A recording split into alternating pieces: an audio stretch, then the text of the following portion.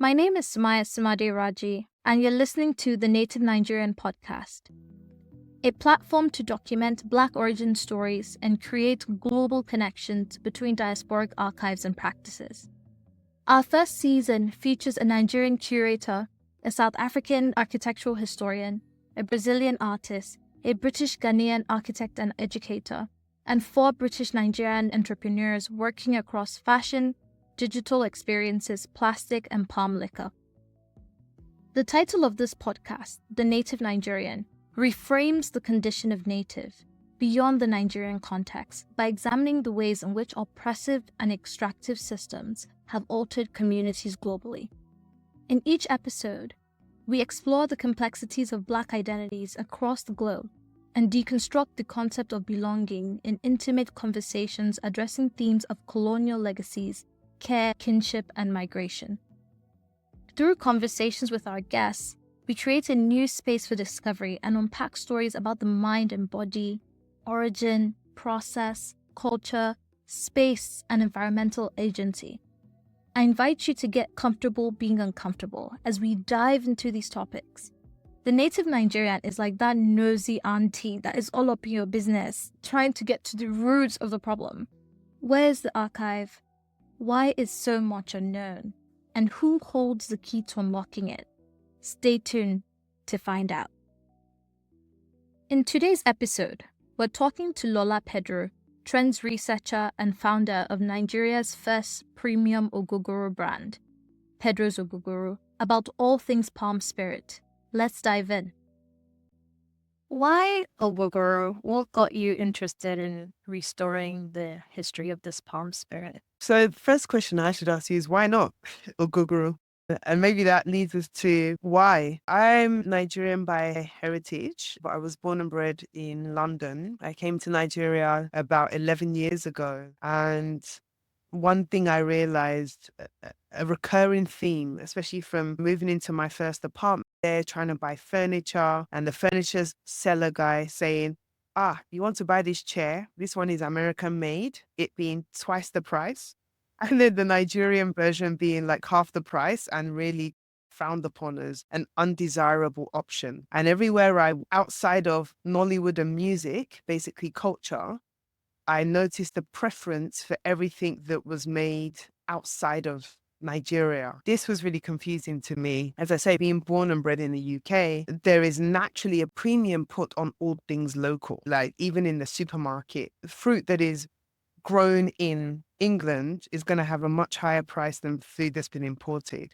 So this flip for me was really bizarre, that West is best. And this started to really trigger me in a way that I wanted to try and figure out what are the components and the history and the legacy that has brought us to this moment as Nigerians and Africans at large. And also, can we unpack this and try and find a way of representing ourselves to ourselves in a way that we would value? So everyone in the team really joined together, came together under the premise that we wanted to create a new African narrative, that we wanted to take something that's indigenously African, or in this case, Nigerian, and celebrate it in the same way in a place like Nigeria, we'd celebrate something Western.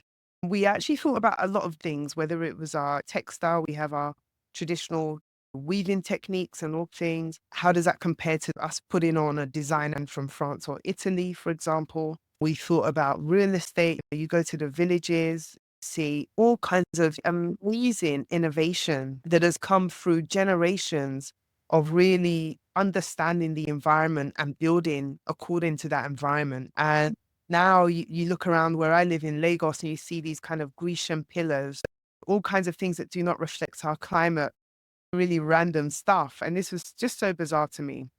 But ultimately, Ògógóró became what we selected. We were really looking to do something that we could make for Africa by Africa. And Ògógóró really fit that criteria. Ògógóró, obviously, at the time, we had anywhere I'd go out in Lagos, people taking me out, we'd be popping bottles of champagne, drinking the finest Scotch or Japanese whiskey. And I think at the time when I got there, Nigeria was one of the fastest growing consumers of champagne. And anytime I would ask, not just in Nigeria, can I have something local? People would laugh at me and say, oh, no, that's dangerous. And again, this is really a condition that would happen across Africa. I used to go to South Africa, want to drink something genuinely indigenous, not necessarily a South African gin or a South African rum. Indigenously, were South Africans drinking, or what are they drinking? And this would be frowned upon, same in Kenya with Changa and so on and so forth. And so we realized that Ògógóró, I guess in a Nigerian sense and beyond that, is something that is both indigenous and yet ostracized. And for us, this created a perfect case study to really manifest some of these ideas we had about how we flip the script and create value in the things that we have and own. I remember growing up and we'd be watching Africa Magic, and on Nollywood, all the people who are drinking Ògógóró are usually the villains in the story, right? I've always thought about it as something that someone from a good home wouldn't drink. And so initially when I came up with the brand, I actually did think about it. I was like, yeah, why not Ògógóró? Why is it something that is only restricted to that narrative, and what is it made out of? What does it represent? And I was glad to just like look more into the brand, and that was how I re-educated myself and opened up my mind to it as well. And it's funny you say that, because imagine me telling my mother that I'm going to be in the business of Ògógóró. I'm Yoruba, so in our tribe, we actually have a phrase, Olo Gogoro, which is translated to like a drunkard. You don't want to grow up into a drunkard. And they use the actual word Ògógóró. So it really is a dirty word. Even today, if you go to many places in Lagos, especially where you find older generations, this is a really nice drink. I love it. It's really smooth. But why did you have to use that word Ògógóró? Why didn't you place a word on the bottle? Like, why? And I always would throw the question back, what word would you expect me to put? And they say, well, gin, or they'll say something English. And I'd say, we're drinking that agave spirit from Mexico. We all happily say tequila. If we're, this Polish/Russian drink, we say vodka. But when it comes back to Nigeria, you're so uncomfortable with the local word, Ògógóró, that you're insisting we use a word that isn't actually reflective of what the product is. Gin, example. And this was something that became so apparent and still continues as we move on with the business. So it is a dirty word, and I think was what made it special and right for us to pick up this word and really use it as a mirror to ourselves as Nigerians, to at least think about why we're so scared of this word that reflects who we are. What is the backstory of Ògógóró, especially during the Nigerian colonial era? And like you mentioned just now, why is it confused with gin? Well, the backstory is very convoluted, so I'll try and simplify it. When the British first came, not just to Nigeria, but Western Central Africa, they were trading gin, London dry gin, for resources, and they became very successful at this. And it was quite sad, because to some extent, they weren't just trading it for general resources, they were trading it for human resources. And if you go to the point of no return in Badagry, that's the slave port of Lagos, you will see that gin was a very high level conversion commodity for people. And it was very rife even in slave times. So this was something that was making up massive amounts of the GDP of the crown at the time. It was like a crack epidemic across Western Central Africa, especially where they were colonizing. And at the time, because of this really, really murky business, Nigerians who were drinking palm wine, they were encouraging palm wine drinking, were also making their own indigenous spirit, Ògógóró, which is coming from the palm tree. You're definitely aware of palm wine. But palm wine is a sap that comes from the tree. And if you drink this sap as a juice, it's naturally fermenting, so it tastes a bit like cha or something. But otherwise, it turns mildly alcoholic after a few hours. And the longer you leave palm wine to naturally ferment, the more alcoholic it becomes. And when you distill it, basically you get Ògógóró. So this is really what Ògógóró is. And gin, of course, as we know, is a neutral spirit that the main botanical is, of course, juniper. And so these are two very distinctive drinks, but actually because the production of Ògógóró was a threat to the British colonizers, they criminalized Ògógóró and made it illegal. And there are many white papers that you can read today that show how many people they were imprisoning across Nigeria and other parts of West Africa for distilling their own indigenous drinks. Now, it got to the stage where even if they found someone holding a copper pipe, copper is very important in the process of distillation. It's something that is a dead giveaway and something that separates, making example, from distillation. So if you were caught even holding a copper pipe, you could be imprisoned. It would imply that you were somehow distilling. So this was something that I think was done very successfully by the British, to the extent that in many countries there are a legacy regulations that still deem these products semi-illegal, that haven't really allowed these products to flourish as they should have. And what the British did was they called Ògógóró illicit gin, local gin. And local here is in a derogatory way to show that it's an inferior product. And up until today, you still have Nigerians who will call Ògógóró gin, or it's our local gin, it's illicit gin. But actually, it's not gin because there's no juniper in it. It's Ògógóró, it's kai kai, it's akpeteshi, it's not gin. So I think till today, we're still feeling the remnants of that colonial legacy that really successfully was able to criminalize and tell us that our own product was bad, whilst of course promoting dry gin, which again is just a spirit, and really allowing that to flourish in our countries.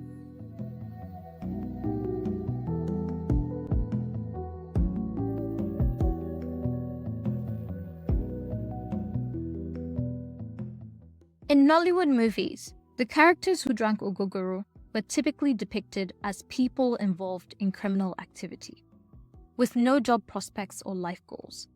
Even the demeanor of the drinker of Ògógóró was portrayed as loud and crass, as if they lost control of their bodies by simply digesting the spirit. As a child consuming these images, I also internalized this and believed that Ògógóró was bad and could not be compared to other foreign liquors. Looking back at those portrayals, I can see how they were the result of these remnants of the colonial legacy that Lola describes, where local and indigenous knowledge and lifestyles were effectively criminalized. These portrayals expose the trickle-down effects of the purposeful propaganda campaigns designed to bolster a foreign product, London Dry Gin, in a market where the only other competitor was an indigenous and traditional spirit. After having actually tasted premium Ògógóró, I can understand why the British fought so hard to suppress it. It's really good, and there's no way a people would willingly give up their homegrown traditions without the extensive use of carceral force and punishment.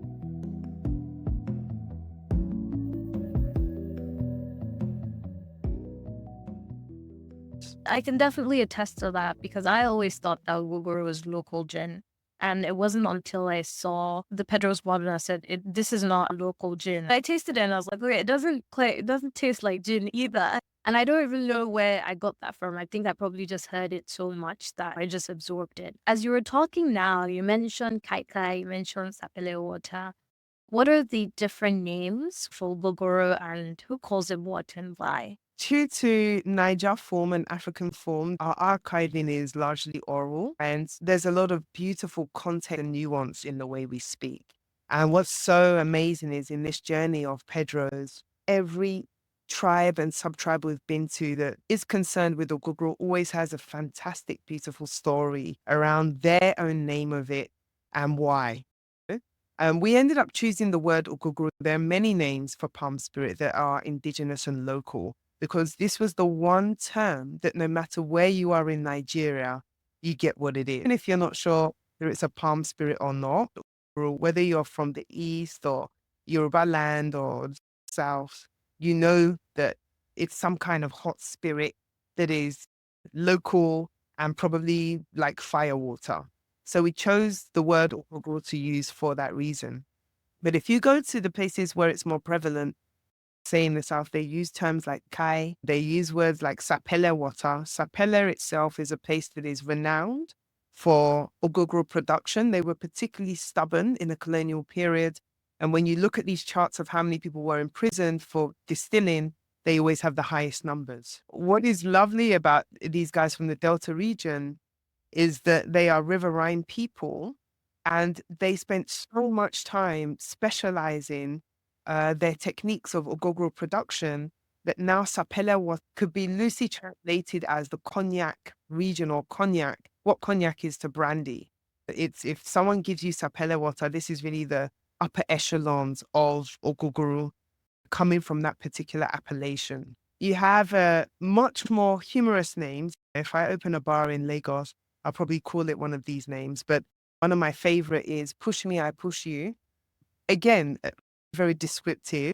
You can go beyond even Nigeria, places like Ghana, where they have many terms for Ògógóró as well. One of them being Akpateshi. Insa is another one. I'm not sure if I've got this right. Maybe Sierra Leone. I think it's Omole. You go to Togo, it's Sodabi. So this idea of tapping the palm tree, extracting the palm wine, allowing it to naturally ferment, and then distilling it in the bush. This particular process is not specific to Nigeria. It is something that has happened across many riverine regions and communities across Western Central Africa. And in some cases, even in East Africa, we've seen people making Ògógóró with different names. How do you distill it in a bush? Quite simple. And it's, like I say, a gift from the gods, because I know a lot about alcohol generally, largely because I drink a lot. But what's fascinating about Ògógóró specifically is how everything is almost ready-made, right? You have this tree, which usually is wild, because a lot of this production is happening, I guess, in the grey market. And what you will have are palm wine tappers who will create an incision in the tree. We tap in the tree. Now, depending on the culture of the tribe or whoever is tapping, either fell the tree, which is to cut it down, create this incision to extract the sap, or you climb the tree, which in many cultures across Nigeria is a far superior version. And of course, it's the far more sustainable approach. And once you've created that incision and the sap comes out, you collect this sap in some kind of vessel. Traditionally, this vessel was a calabash, but today you might find anything from, a rubber keg to some kind of bottle. And the sap will slowly drain into this vessel. When you have enough, you will basically allow this to actually ferment. It ferments with wild yeast, so you're not adding anything, you're not adding yeast, it's actually fermenting. Normally, when it's palm wine, you want to drink it as fresh as possible. It's sweet, it's refreshing, it's delicious. But when you want to make Ògógóró, you need it to ferment enough so that you can distill it. And so what you do is you allow it to ferment until it becomes so pungent that it's undrinkable. In some environments, the waste palm wine that couldn't be sold or drunk is what is used to make Ògógóró. But communities we work with actually get the palm wine solely for the purpose of making Ògógóró. And at this stage, once it's fully fermented, completely pungent, they then have some firewood. They get a kind of local steel pot that is completely sealed at the top. They pour in the palm wine, and then they attach a copper pipe. That copper pipe is like the copper pipe you'll find at the back of a refrigerator. And they use a bit of rubber, close all the openings, so that as you cook this palm wine, there is a kind of vapor, right? The steam coming off from the vapor will rise as you're cooking this palm wine, and it will rise up this copper pipe. And as it continues to rise, the copper pipe will be bent to some extent so that it can submerge into some kind of vessel that is full of cold water. And the pipe will submerge itself into that vessel and then pop again. And so as the vapor passes through the pipe, when it comes into contact with the part of the pipe that is submerged in the water, it of course turns back into a liquid. This liquid is a clear liquid. and then that liquid basically drips out the other side. And what I've basically described for you is the process of distillation in a very simplistic way. But what you have coming out then is Ògógóró. And when it first comes out, most bush distillers will cut away the first spirit that leaves the pipe, because this is usually quite toxic. And what comes out afterwards is, again, it comes from the experience of the distiller, what we drink as Ògógóró. And that's, yeah, I think basically the process of making it. And so all this happens right on site. So literally after they extract it from the sap from the tree, then they distill it right there. Absolutely. And you find this, as I said, not just in Nigeria, you find it in Ghana, Togo, you find it in DRC, Congo, everywhere. Bush distillation is really commonplace, especially in rural areas. In palm wine specific environments, you'll find it more in riverine regions, because in the lands of, for example, Nigeria, people enjoy drinking the refreshing palm wine, which is a delicious drink.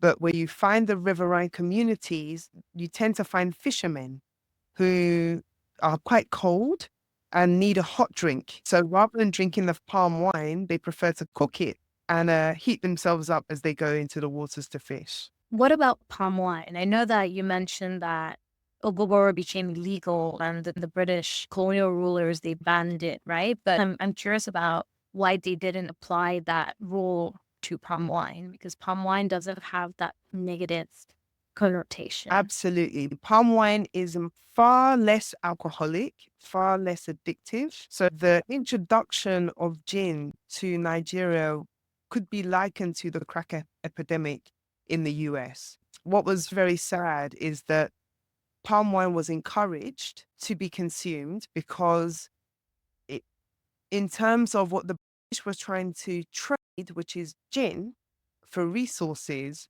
palm wine was not a threat.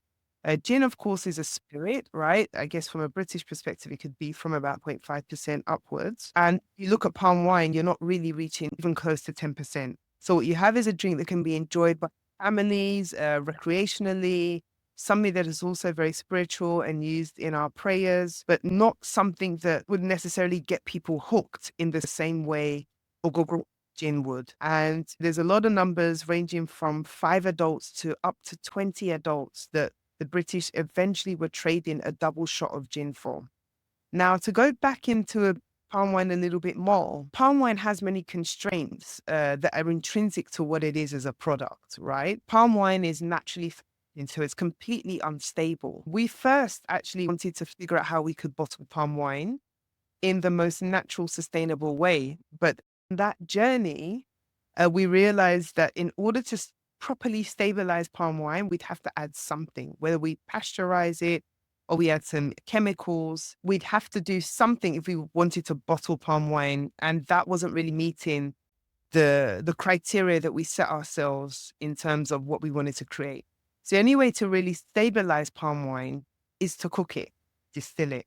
And so this now speaks to why spirits travel so well around the world and why this was used as something that you could trade with. And there's some darker stories, for example, in South Africa, how during the apartheid regime, people were paid with alcohol. So there's a very dark and negative connotation in terms of how addictive alcohol can be.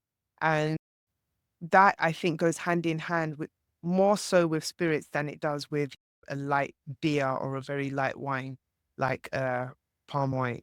With palm wine, I know that, yeah, that people use it in a lot of religious ceremonies or just like cultural festivals. But I wonder about Ògógóró. What is its important significance in African culture, West African culture? So we equally use Ògógóró in a similar way to the way we use palm wine. Actually, what's sad about palm wine and Ògógóró is that they've been overcome with spirits that are not even indigenous Nigerian. For example, we use, if you go to an elder chief today, they request Siemens schnapps, which is a product. She comes from, I think, a collaboration between the Germans and the Dutch, or the Dutch and the British. I can't remember. and was sold to Africans as a traditional drink for our traditional ceremonies. But actually, if you look back, as you rightly said, you have things like palm wine and ògógóró. Ògógóró more specifically, for example, for dowries, especially in Igbo culture, there'll always be a request for ògógóró in order to gain your bride. Any of the festivals we participate in around the palm wine tapping season use ògógóró in a lot of prayers, in traditional rites of passage. The chiefs, as I say, the obas, the kings, they drink ògógóró for their prayers. They make libations. So it's a deeply cultural, it has a deeply cultural significance. Not necessarily a drink that is consumed in the same way that Westerners drink alcohol, right? Which is largely recreationally. Actually, if someone requests that you bring ògógóró, you know they either want to pray or something traditional is happening before you think, oh, they want to have a good party. Secondly, you have this idea of ògógóró, which still exists today as a medicinal drink, right? As something that is not for prayers and traditional instances, but also for something that is medicinal and that is a great carrier of medicinal properties. So you have many stories and people that are like local doctors who will mix different herbs and barks to inside ògógóró as a kind of cure-all for some kind of ailment you might go to that person for. And this is very common. I think the vast majority of my staff don't use paracetamol. If they have fever or malaria, they're not necessarily using a Western medication. They're going to go to the mama of the leaf as a loose translation, and she's going to gather together some barks, herbs, and roots, depending on what their issues are, and either offer it to them in ògógóró or in water. Ògógóró, of course, being far more effective, but it will be something that you see people till today taking, not only in the rural areas, but also in the streets of Lagos. Yeah, I definitely remember my mom, or going to the market, she'd specifically go to someone in there, always an older woman in the market who had all these wrecks and herbs and stuff, and she'd bring it home. And I don't know why the name is escaping me now, but I remember hating it so much because every time I had like too many sweets, she'd give me to cleanse. It worked, but it wasn't the sweetest thing to consume.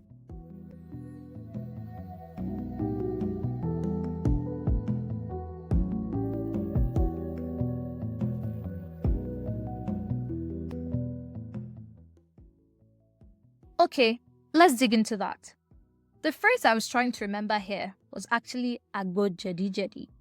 For people unfamiliar with that term, it is an herbal tonic used to cleanse and detoxify the body. In this case, ògógóró would be the liquor used to enhance the properties of the herbs and create the medicine.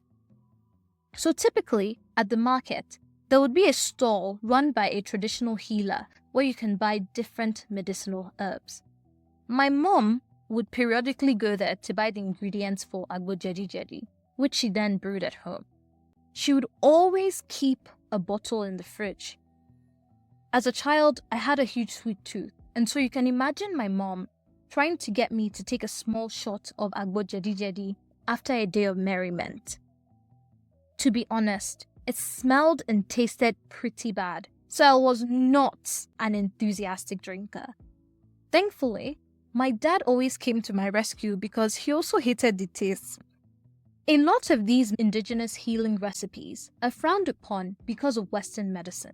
But when you think about it, what is the difference between these traditional tinctures and herbal teas or extracts that we buy at the grocery store? How is my mom brewing an agbo jedi jedi wellness tonic for the household different from me drinking raspberry leaf tea for period cramps or using elderflower and mushroom tonics to help with COVID symptoms? We reject our local and traditional medicines due to colonial indoctrination. But Big Pharma uses these secrets of indigenous life to synthesize drugs and sell them to us at outrageous prices. Ironic, right?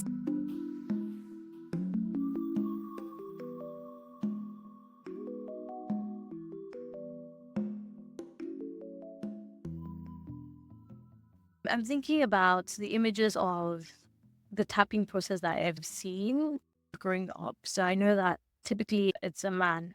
I wondered if that's the usual practice, tapping, and I guess the whole making process. Is it entirely a gendered practice, or are there spaces where women join the process as well?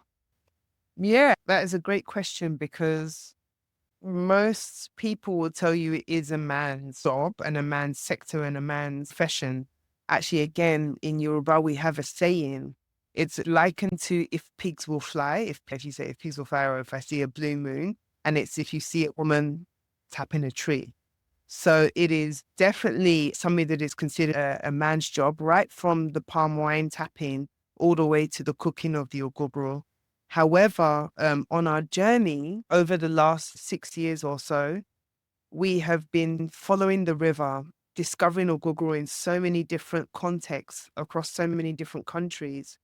And actually, a few years ago, we stumbled across a community in a region that's not renowned for making Ògógóró. And in this community, most of the people are extremely nomadic and very, what word would I use without, primitive is the wrong word, but they're extremely rudimentary, for lack of a better term. And just to clarify this, the women in this community do not wear clothes. They have a wrapper that they wrap at the waist and are naked top up. So that's the level of how inside the bush they are.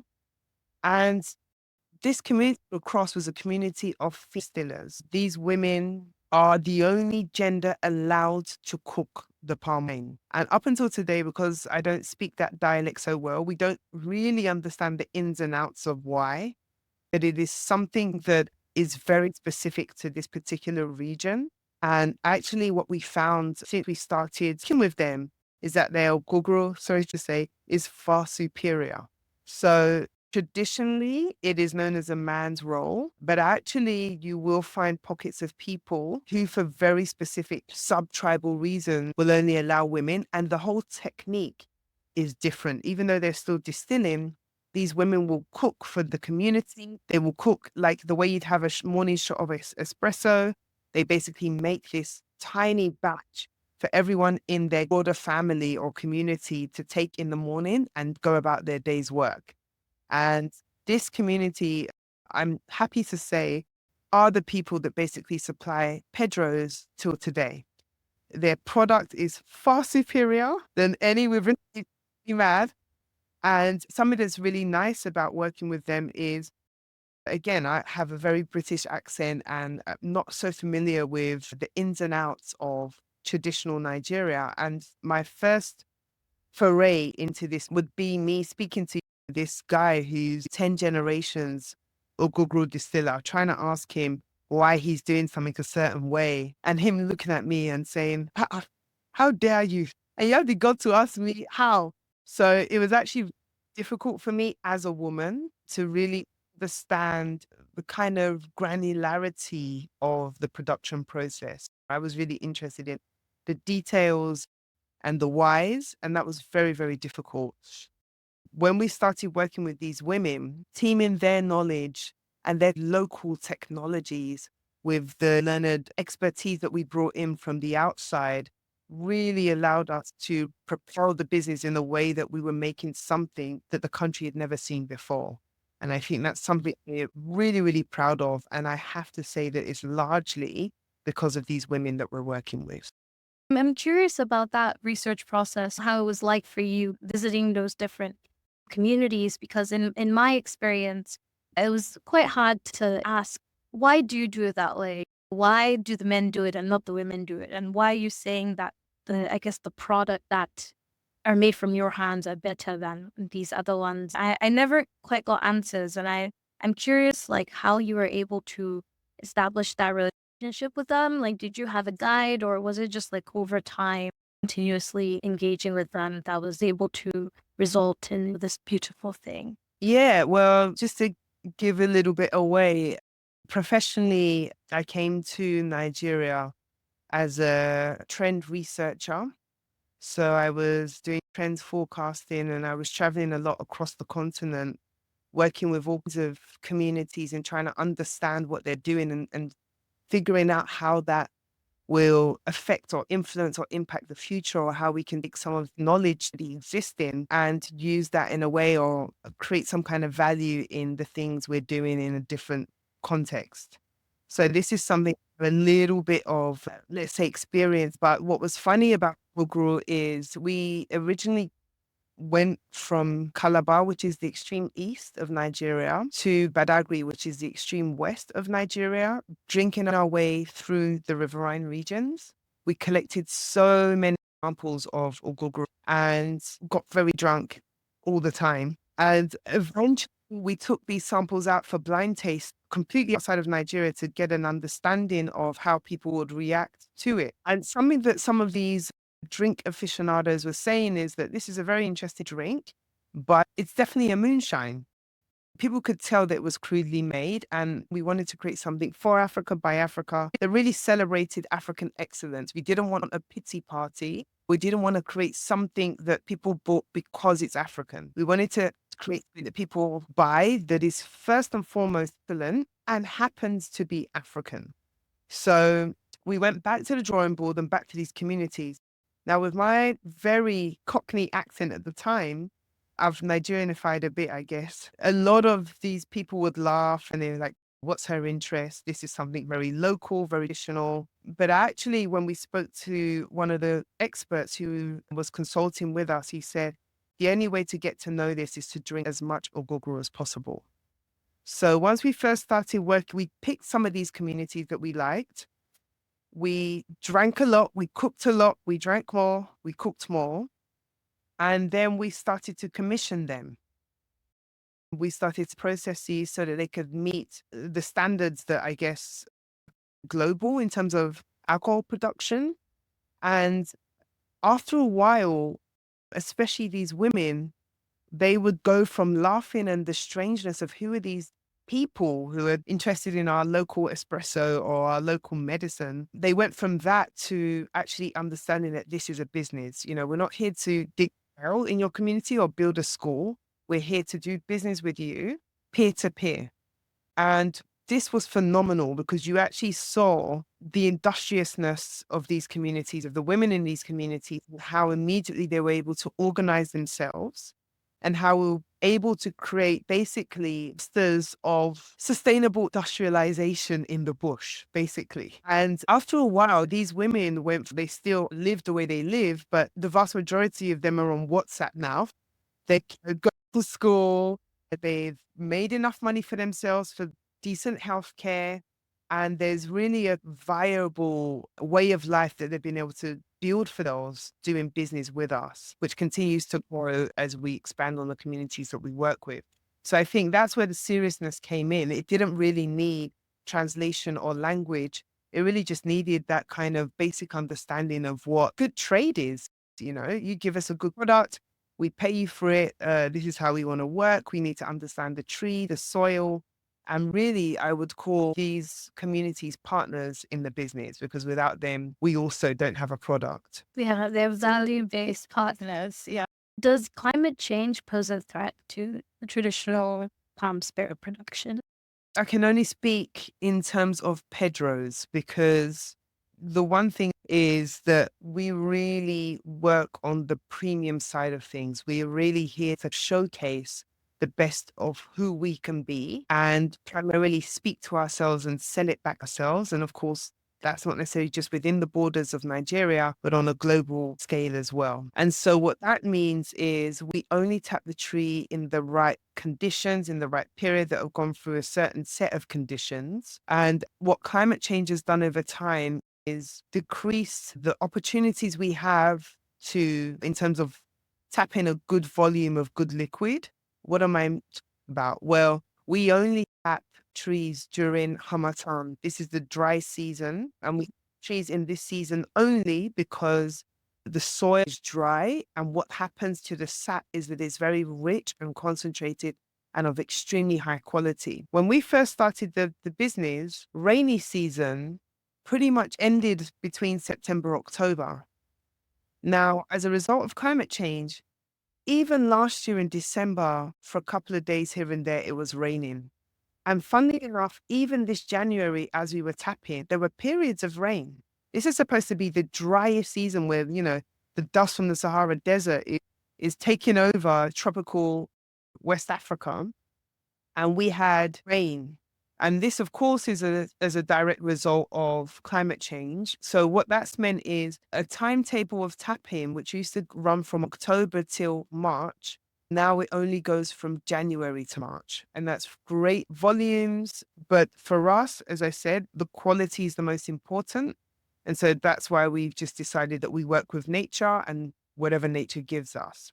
So that's, I think, on a brand level, company level, how we've been affected. I do think palm plantations in itself are very controversial. So it's not specifically talking about climate change, but there's a heavy layer of controversy around palm oil, for example, on a global level. And I'm sure you're aware of a very, very high percentage of products we use around the world use palm oil.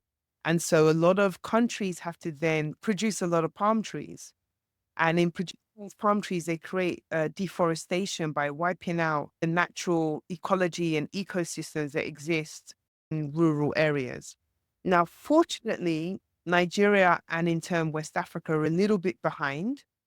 And that has actually worked to an advantage because we don't have the machinery to basically destroy our environment at the pace that it's happening in places like Malaysia and Indonesia, who are joint responsible, I think, for over 70% of palm oil production in the world. But this is something that gets confused a lot as an issue in West Africa. And although I can't speak for the future, I'm not sure about how we are progressing as a country in terms of our sustainability goals. It is something that currently we don't have the capabilities to do. So in that sense, from a sustainability perspective, I think the production techniques are really good for the environment and, if anything, really flow with nature.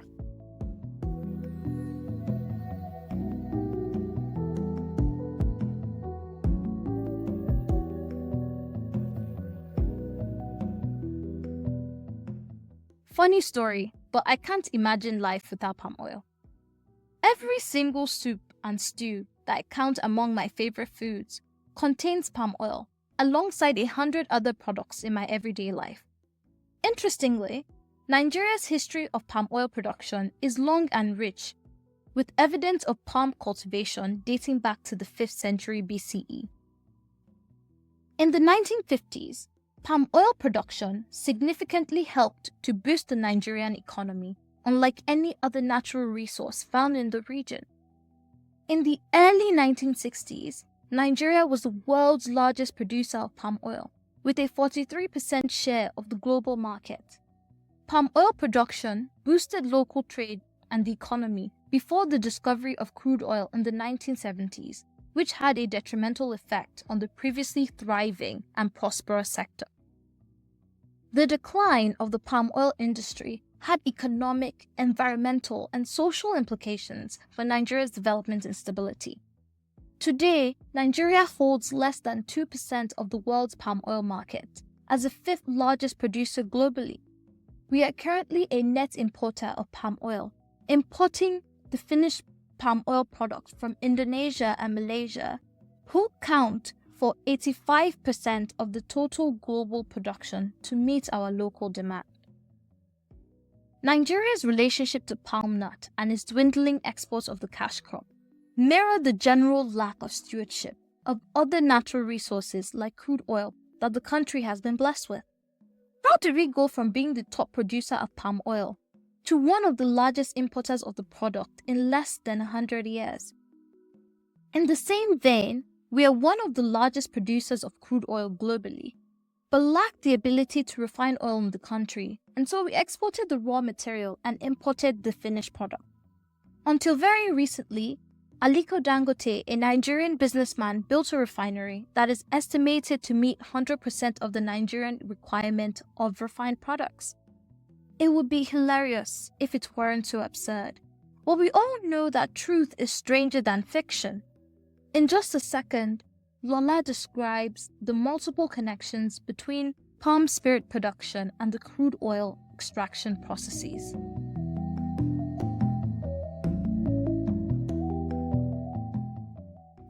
On the mention of the palm oil, it just reminded me too that I read something about the bottle of Pedro's Ògógóró being inspired by the oil drum.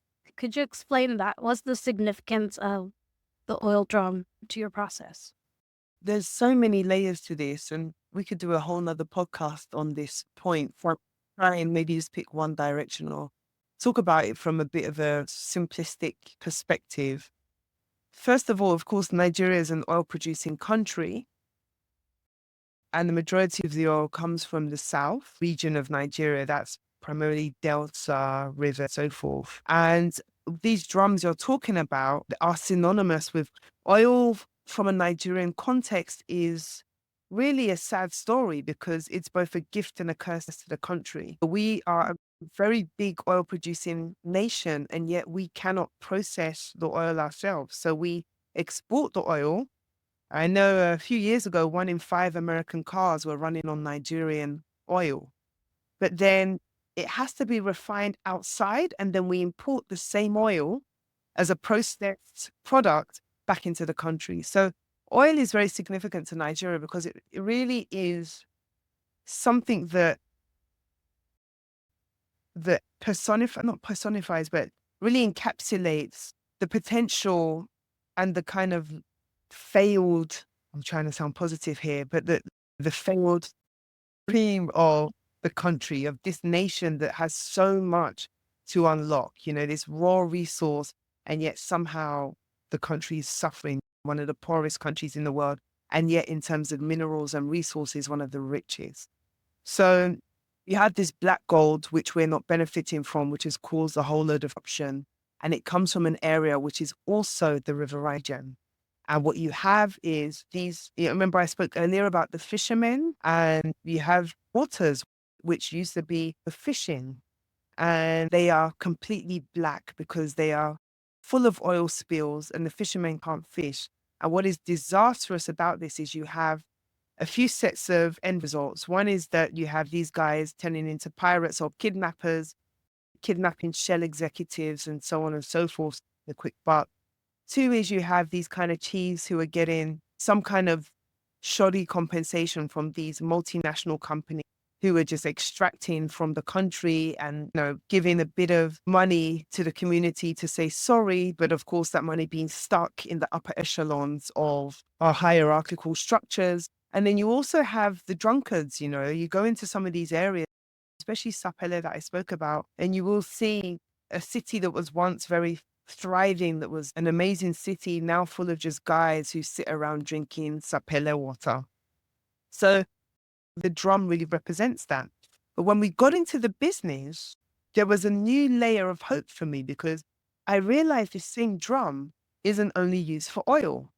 Even though it's oil regions, which is the same region as where they produce Ògógóró, they're also using it as this very valuable resource in the business.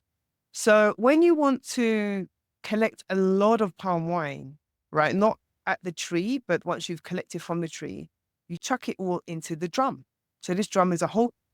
And then even when you want to cook the Ògógóró, you cook it in the drum. And then actually the condenser, the part holding water, is a drum that's been sliced into half that they turn into a bath. Then you then take the finished Ògógóró and you transport it, guess, in a drum.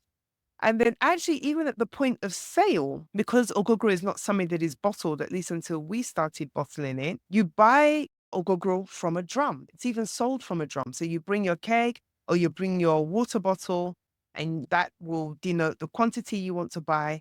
And it will literally take some kind of scoop or whatever and take the finished product from the drum. So we really, again, this idea of the vessel, which again transcends even this point I'm making, we start thinking about our traditional religions and things like that and how important the vessel is. And for the first time as a team, we really started to acknowledge the significance of the vessel and what the vessel, not just what the vessel contained. Now, a lot of people in Lagos, particularly who are used to drinking champagne and whatever, they're not interested in this horrible word, Ògógóró, signifying their status by drinking champagne. Why would they want to drink Ògógóró?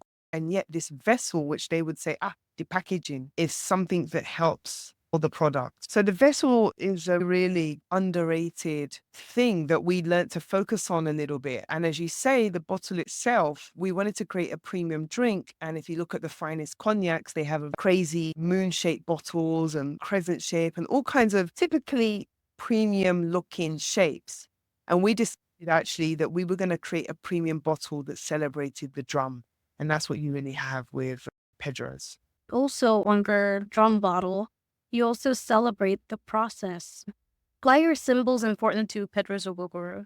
And why should it also be important to its drinkers? So the symbols really denote the 6 key pillars of the Ògógóró making process, or the 6 key elements. And this is something we learned in real time on the go, and just felt that it was important that we shared it with people drinking the product.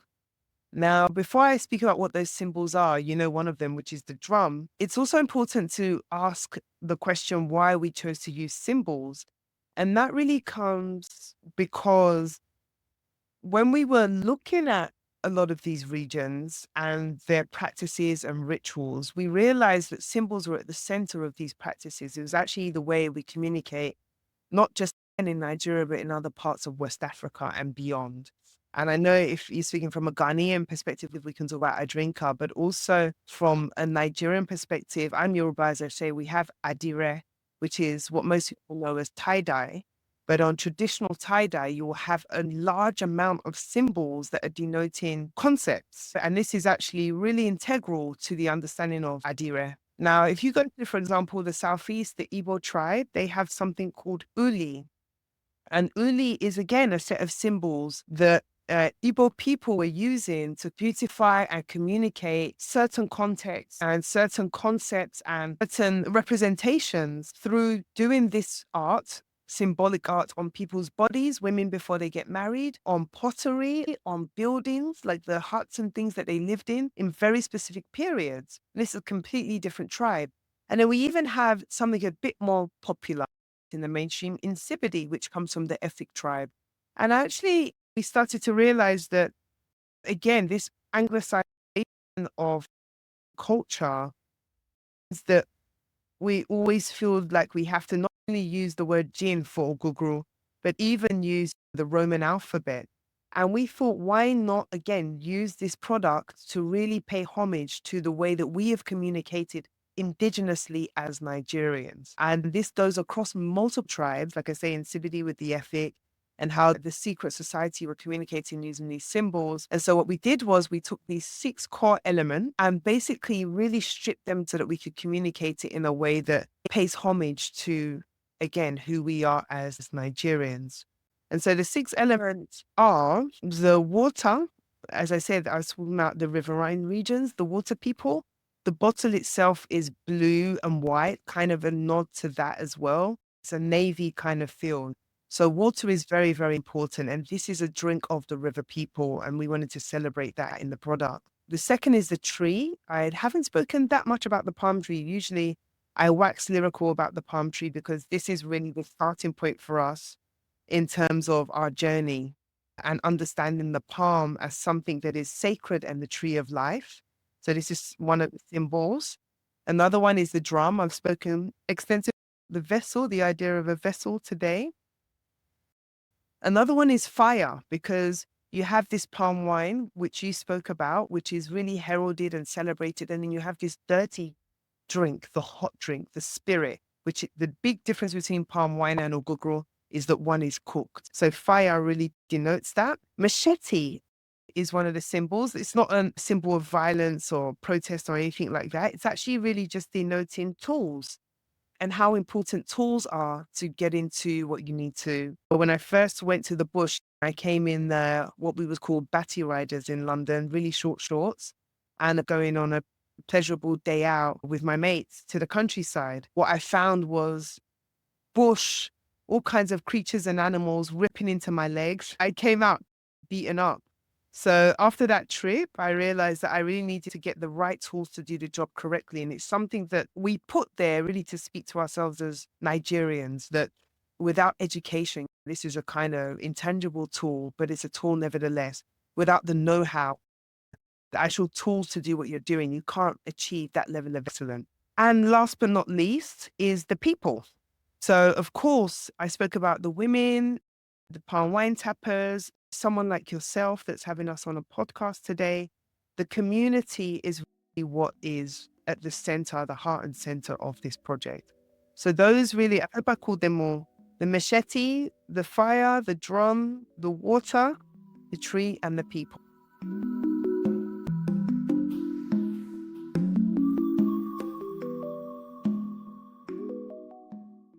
Quick recap. We spoke about how the colonials tried to take Ògógóró away from us and failed, because through Pedro's Ògógóró and a host of other premium palm spirit brands on the continent, we have reclaimed it. We confirmed that palm oil is indeed supreme, and we'll end with a strong suggestion to visit your local traditional healer today.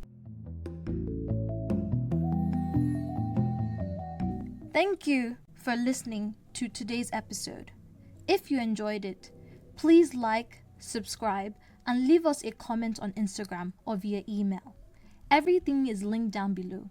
You can find us wherever you get your podcasts. We can't wait to hear your thoughts. Join us in creating this collective archive. This is Sumayyah Sunmade Raji.